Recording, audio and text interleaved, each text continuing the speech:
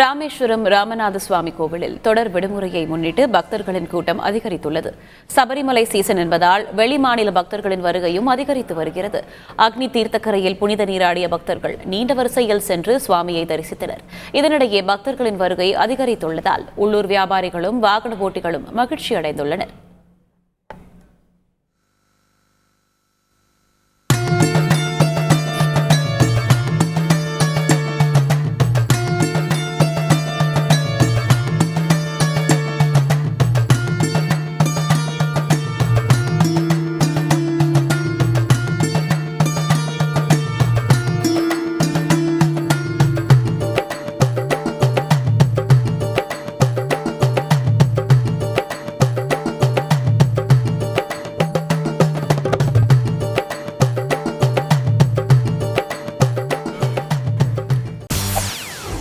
செய்திகளை உடனுக்குடன் தெரிந்து கொள்ள உடனே சப்ஸ்கிரைப் பண்ணுங்க.